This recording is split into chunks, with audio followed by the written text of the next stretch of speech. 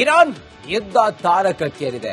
America Israel Persia ಮೇಲೆ ಬಾಂಬ್ಗಳ ಸುರಿಮಳೆಯನ್ನೇ ಸುರಿಸುತ್ತಿದೆ. Iran ಮೇಲೆ Ali Khamenei ಸತ್ತರೂ ಕೂಡ ಮಿತ್ರ ಪಡೆಗಳು ಸುಮ್ಮನೆ ಕೂರುತ್ತಿಲ್ಲ.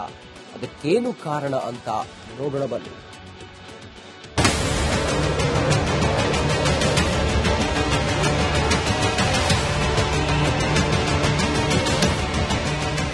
ಆಯತುಲ್ಲಾ ಖಮೇನಿ ಇರಾನ್ನ ಸರ್ವೋಚ್ಚ ನಾಯಕ.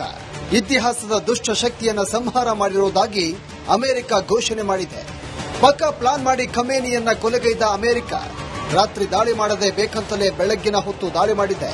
30 ಬಾಂಬ್ಗಳ ಸುರಿಮಳೆಗೈದು ಖಮೇನಿಯ ಕತೆ ಮುಗಿಸಿದೆ. ಅಷ್ಟಾದ್ರೆ ಸಾಕು, ಇರಾನ್ ಶರಣಾಗುತ್ತೆ ಅಂತ ಅಮೆರಿಕ ಇಸ್ರೇಲ್ ಭಾವಿಸಿದ್ವು. ಆದ್ರೆ ಕತೆ ಬೇರೇನೆ ಆಗ್ತಾ ಇದೆ.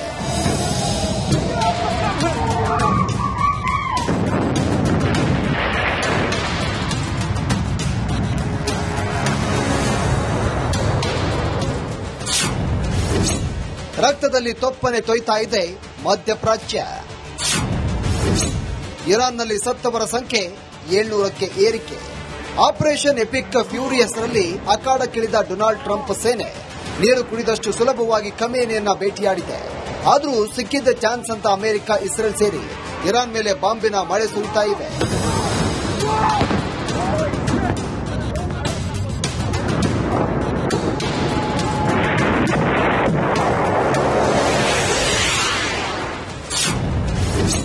ಭೀಕರ ಯುದ್ಧದಲ್ಲಿ 700ಕ್ಕೂ ಹೆಚ್ಚು ಸಾವು. ಕಳೆದ ಶನಿವಾರ ಯುದ್ಧ ಪ್ರಾರಂಭವಾದಾಗಿನಿಂದ ಇರಾನ್ನಲ್ಲಿ 700ಕ್ಕೂ ಹೆಚ್ಚು ಜನರು ಸಾವನ್ನಪ್ಪಿದ್ದಾರೆ. ಇರಾನ್ನಲ್ಲಿ 176 ಮಕ್ಕಳು ಸೇರಿದಂತೆ ಕನಿಷ್ಠ 742 ನಾಗರಿಕರು ಸಾವನ್ನಪ್ಪಿದ್ದಾರೆ. 900ಕ್ಕೂ ಹೆಚ್ಚು ನಾಗರಿಕರು ಗಾಯಗೊಂಡಿದ್ದಾರೆ. ಕಳೆದ 24 ಗಂಟೆಗಳಲ್ಲಿ ಕನಿಷ್ಠ 100ಕ್ಕೂ ಅಧಿಕ ಜನರು ಸಾವನ್ನಪ್ಪಿದ್ದಾರೆ.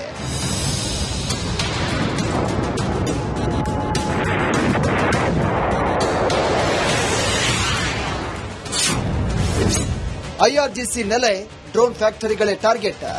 ಇಸ್ರೇಲ್ ಅಮೆರಿಕಗಳು ಇರಾನಿನ ಕ್ರಾಂತಿಕಾರಿ ಗಾರ್ಡ್ ಸೌಲಭ್ಯಗಳು, ಏರ್ ಡಿಫೆನ್ಸ್ ಸಿಸ್ಟಂಗಳನ್ನೇ ಗುರಿಯಾಗಿಸಿಕೊಂಡಿದೆ. ಪೂರ್ಣ ಪ್ರಮಾಣದ ಯುದ್ಧ ಕಾರ್ಯಾಚರಣೆಗಳು ನಡೀತಾ ಇವೆ. ಎಲ್ಲ ಉದ್ದೇಶಗಳು ಈಡೇರುವವರೆಗೂ ಮುಂದುವರಿಯುತ್ತದೆ ಅಂತ ಅಮೆರಿಕ ಹೇಳಿದೆ.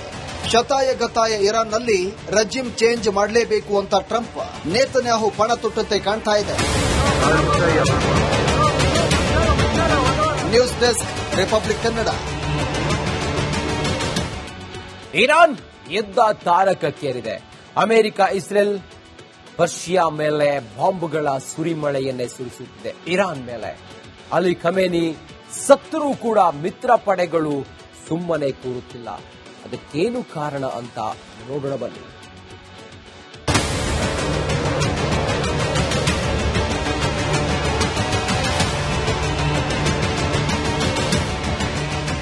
ಆಯತುಲ್ಲಾ ಖಮೇನಿ ಇರಾನ್ನ ಸರ್ವೋಚ್ಚ ನಾಯಕ. ಇತಿಹಾಸದ ದುಷ್ಟ ಶಕ್ತಿಯನ್ನ ಸಂಹಾರ ಮಾಡಿರುವುದಾಗಿ ಅಮೆರಿಕ ಘೋಷಣೆ ಮಾಡಿದೆ.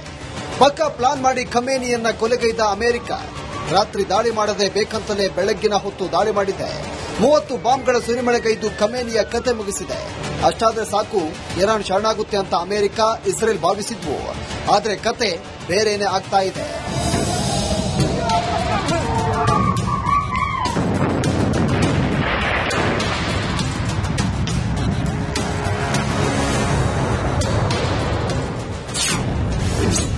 ರಕ್ತದಲ್ಲಿ ತೊಪ್ಪನೆ ತೊಯ್ತಾ ಇದೆ ಮಧ್ಯಪ್ರಾಚ್ಯ. ಇರಾನ್ನಲ್ಲಿ ಸತ್ತವರ ಸಂಖ್ಯೆ 700ಕ್ಕೆ ಏರಿಕೆ. ಆಪರೇಷನ್ ಎಪಿಕ್ ಫ್ಯೂರಿಯಸ್ ನಲ್ಲಿ ಅಖಾಡಕ್ಕಿಳಿದ ಡೊನಾಲ್ಡ್ ಟ್ರಂಪ್ ಸೇನೆ ನೀರು ಕುಡಿದಷ್ಟು ಸುಲಭವಾಗಿ ಖಮೇನಿಯನ್ನ ಭೇಟಿಯಾಡಿದೆ. ಆದರೂ ಸಿಕ್ಕಿದ್ದ ಚಾನ್ಸ್ ಅಂತ ಅಮೆರಿಕ ಇಸ್ರೇಲ್ ಸೇರಿ ಇರಾನ್ ಮೇಲೆ ಬಾಂಬಿನ ಮಳೆ ಸುರಿತಾ ಇವೆ.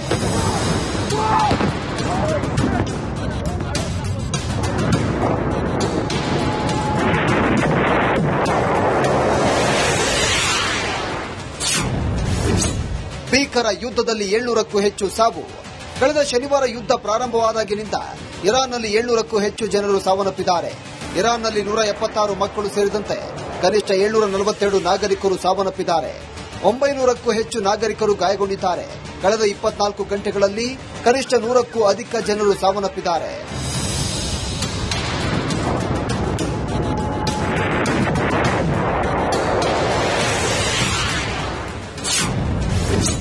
ಐಆರ್ಜಿಸಿ ನೆಲೆ ಡ್ರೋನ್ ಫ್ಯಾಕ್ಟರಿಗಳೇ ಟಾರ್ಗೆಟ್.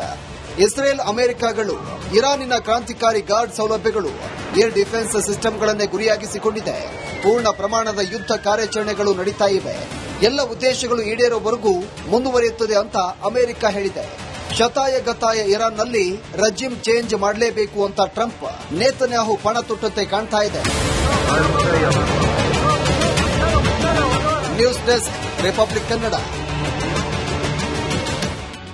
ಇರಾನ್ ಯುದ್ಧ ತಾರಕಕ್ಕೇರಿದೆ.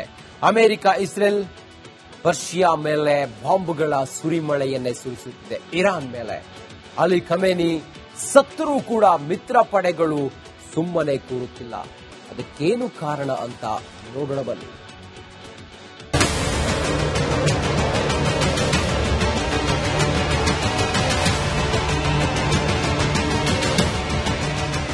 ಆಯತುಲ್ಲಾ ಖಮೇನಿ ಇರಾನ್ನ ಸರ್ವೋಚ್ಚ ನಾಯಕ.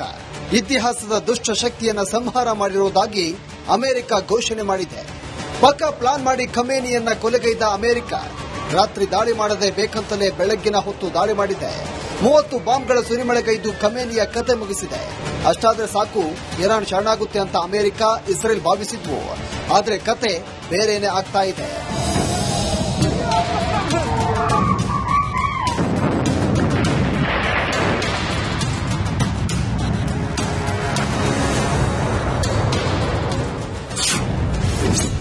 ರಕ್ತದಲ್ಲಿ ತೊಪ್ಪನೆ ತೊಯ್ತಾ ಇದೆ ಮಧ್ಯಪ್ರಾಚ್ಯ.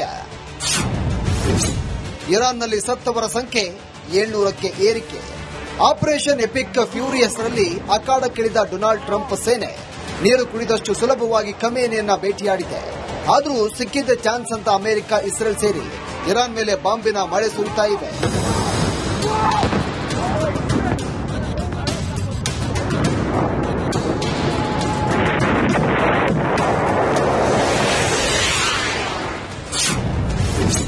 ಭೀಕರ ಯುದ್ಧದಲ್ಲಿ 700ಕ್ಕೂ ಹೆಚ್ಚು ಸಾವು.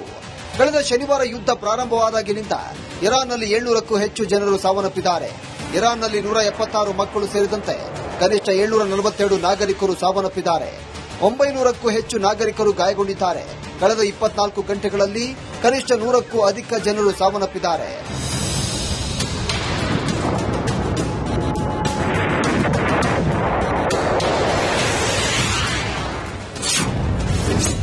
ಐಆರ್ಜಿಸಿ ನೆಲೆ, ಡ್ರೋನ್ ಫ್ಯಾಕ್ಟರಿಗಳೇ ಟಾರ್ಗೆಟ್. ಇಸ್ರೇಲ್ ಅಮೆರಿಕಗಳು ಇರಾನಿನ ಕ್ರಾಂತಿಕಾರಿ ಗಾರ್ಡ್ ಸೌಲಭ್ಯಗಳು ಏರ್ ಡಿಫೆನ್ಸ್ ಸಿಸ್ಟಂಗಳನ್ನೇ ಗುರಿಯಾಗಿಸಿಕೊಂಡಿದೆ. ಪೂರ್ಣ ಪ್ರಮಾಣದ ಯುದ್ಧ ಕಾರ್ಯಾಚರಣೆಗಳು ನಡೀತಾ ಇವೆ. ಎಲ್ಲ ಉದ್ದೇಶಗಳು ಈಡೇರುವವರೆಗೂ ಮುಂದುವರಿಯುತ್ತದೆ ಅಂತ ಅಮೆರಿಕ ಹೇಳಿದೆ. ಶತಾಯಗತಾಯ ಇರಾನ್ನಲ್ಲಿ ರೆಜಿಮ್ ಚೇಂಜ್ ಮಾಡಲೇಬೇಕು ಅಂತ ಟ್ರಂಪ್ ನೇತನ್ಯಾಹು ಪಣ ತೊಟ್ಟಂತೆ ಕಾಣ್ತಾ ಇದೆ. News desk, republic Kannada.